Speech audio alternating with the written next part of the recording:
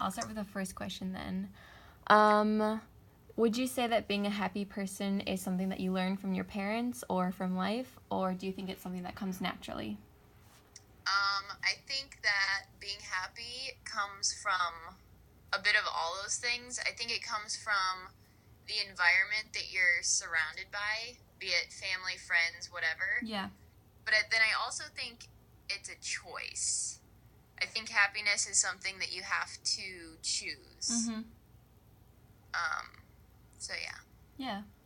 So then, would you say that, like, when there's a bad situation or something negative that happens, do you have an initially negative reaction that you have to redirect to positivity, or would you say that your first reaction is optimism?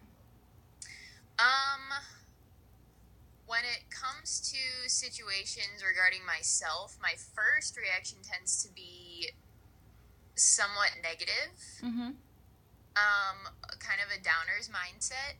But when I'm dealing with somebody else's situation, I'm normally the positive one saying, like, no, no, no, you got this. It's all good. Like, you're fine, blah, blah, blah. But if it's something that I'm personally dealing with, my first thought is typically negative, and I really have to try and redirect my thinking. Yeah. Do you think maybe then, if you tend to be like more positive with like other people's situations, do you think it helps more so to like have a happy disposition if you're focusing on other people more than on yourself? Yeah, totally. Because I mean, if you're dealing with somebody else and they're going through something, I think most people would agree that it's no fun to have another person come in and also give negative Yeah, input. yeah, So I think in a situation like that where you are dealing with somebody else, having a happy disposition, it just lightens the mood. yeah.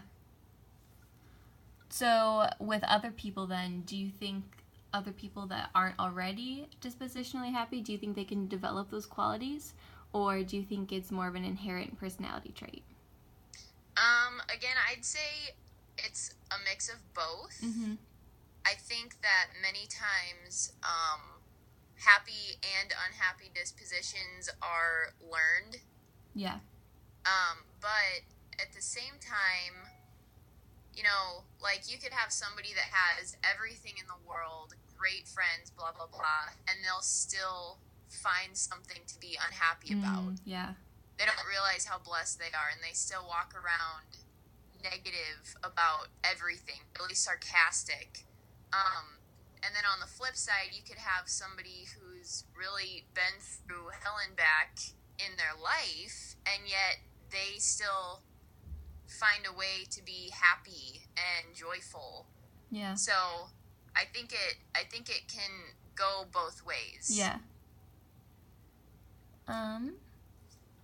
Okay, so going along with that, how much would you say of your happiness comes from your lifestyle? Because you said that there are some people that have had a really difficult life, and they're still able to be happy. So for you personally, would you say that a lot of your happiness stems from having a good family, having close friends, maybe your religion or work?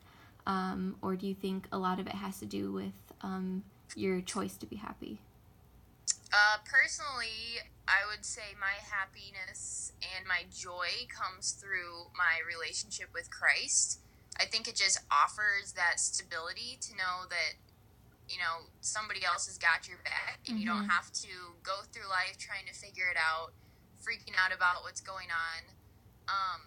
And I totally think that because I have a tight family unit and tight friend units, it makes it all that easier to be happy. Kind of like I lead a very blessed life, so I have no reason to be unhappy. Yeah.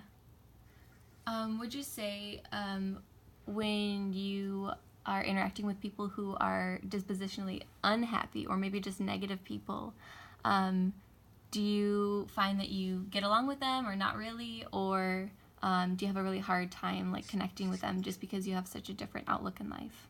Right. I actually really enjoy meeting people like that because I like to look at it as an opportunity to leave them feeling maybe a little lighter, Mm-hmm. a little happier. Mm-hmm. You know, if I've made them laugh or smile at some point in the conversation, I feel like even something like that would brighten their day. Yeah. And you may not know necessarily the impact that it has on them, but I just think that, you know, you never know what people are going through. And so if you have the opportunity to make someone just feel better, Mm-hmm. you should definitely seize that opportunity Yeah, to do that. take that. Would you say, with your life and maybe even just the world in general, that you have a hopeful view of the world and a hopeful view of the future? Yeah. Again, that kind of goes back to where my joy comes from. You know, scriptures say the joy of the Lord is my strength, and I truly believe that. I also think that, again, like, you can choose what you want to put your attention on. If you choose to focus on the negative, you're not going to look at your future and think that it's going to be very bright. Yeah. But on the flip side, if you're looking for the positive things and you're looking for, you know, ways that you are blessed and you can be happy, I think it does affect your view on the future. And so personally, I have a very hopeful view of the future. I think there's a lot of good in the world, and I think there is actually a lot to be super excited and happy about. Yeah. And then my last question is, do you see benefits of being dispositionally happy, and what would you say are the top benefits of that, if there are? Yeah, I totally think so. First, I would say I think it's less stressful, honestly, to be happy. I think it just makes life seem less heavy. Yeah. Because life can get heavy pretty fast. Two, I think it just makes life more fun. Yeah. Honestly, like, I don't think there's many people that don't like having a good time. Yeah. But having a negative personality can affect even the best of situations. Yeah, that's true. And then three, it just makes life feel less bleak. Mm-hmm. So, Yeah. Thank you. You're welcome.